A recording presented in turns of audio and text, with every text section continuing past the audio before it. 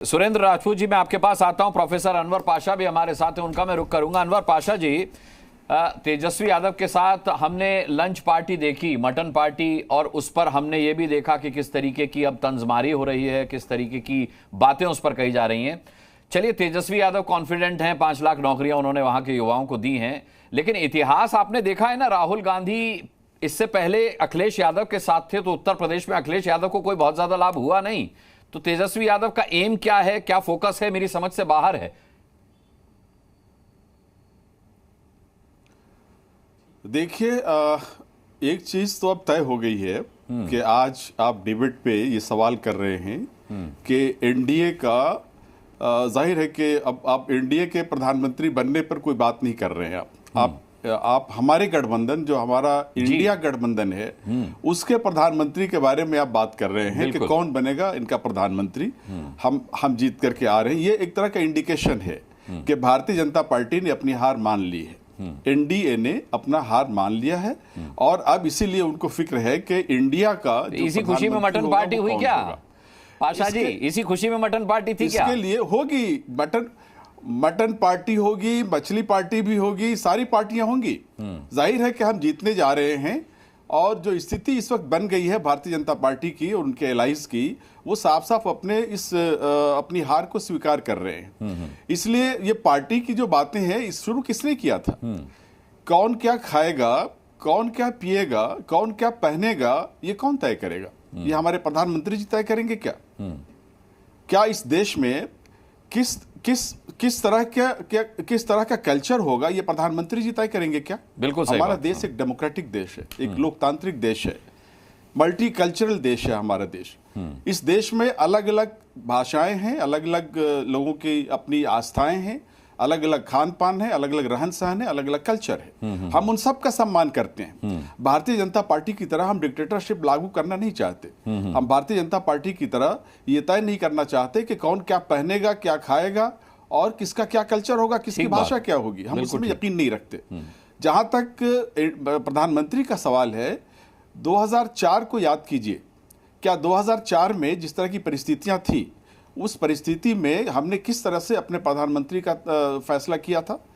इस देश को हमने एक बहुत ही पढ़ा लिखा, बहुत ही विद्वान और एक बहुत बड़ा अर्थशास्त्री प्रधानमंत्री के रूप में हमने दिया था।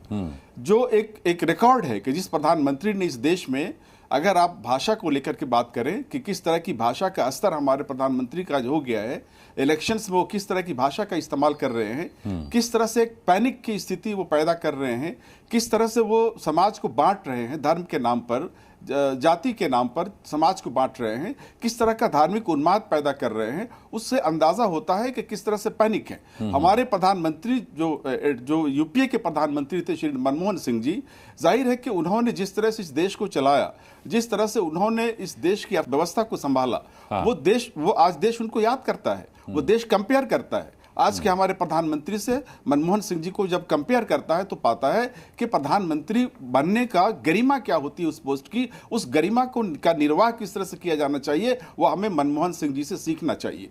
हमारे प्रधानमंत्री ने जिस गरिमा को जिस स्तर पर पहुंचा दिया है, वो बहुत अफसोसनाक है। और मैं समझता हूं कि ये इस देश के लिए और देश के भविष्य के लिए बहुत अच्छा है कि हमारे प्रधानमंत्री जी ने तय किया है कि वो मेडिटेशन के लिए जा रहे हैं, वो ध्यान के लिए जा रहे हैं और उनको जाना चाहिए। ठीक है अनवर पाशा जी, इस पर मैं जवाब लूंगा अजय आलोक से, लेकिन उससे पहले राजीव रंजन जी का मैं रुख करूंगा। बिल्कुल रिटायर हो जाना चाहिए। जी राजीव रंजन जी बिल्कुल सही कहा अनवर पाशा जी ने कि कौन क्या खाएगा, कौन क्या पहनेगा, इसका फैसला वो खुद करेगा। ये उसका निजी आस्था का विषय है, ये उसका निजी शौक का विषय है, निजी पसंद का विषय है।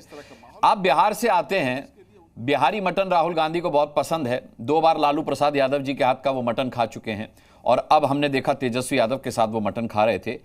कहीं ऐसी जानकारी, क्योंकि आपका ज्ञान मुझसे अधिक होगा सर, आप राजनीति में बहुत लंबे समय से हैं, कहीं आपने ऐसा सुना है क्या सर? क्योंकि राहुल गांधी कहते कि वो जनेऊधारी हैं, कहीं हिंदुस्तान में जनेऊधारी इस तरीके से सार्वजनिक रूप से या इस तरीके से घोषित करते हुए, नॉनवेज खाते हुए आपने इससे पहले कहीं देखा, मटन पार्टी करते हुए?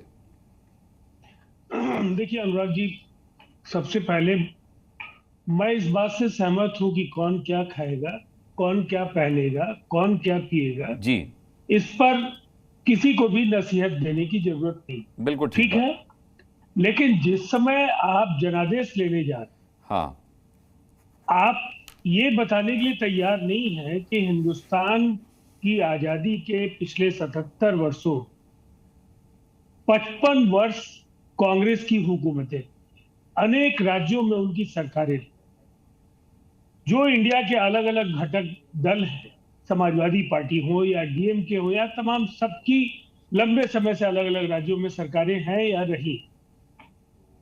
अपनी उपलब्धियों पर आप क्यों नहीं बात करते? आप अक्सर प्रधानमंत्री जी से ये पूछते हैं कि आप काम नहीं बताते हैं। प्रधानमंत्री जी ने तो कहा इस देश को 5वीं अर्थव्यवस्था बनाने में जो एनडीए की हुकूमत का योगदान है उसका उन्होंने बार बार जिक्र किया।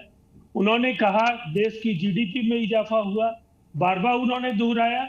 उन्होंने 80 करोड़ लोगों को राशन देने के फैसले को जारी रखने के जरिए जो एक सामाजिक सुरक्षा को लेकर के केंद्र सरकार का संकल्प है उसको लोगों के सामने रखा।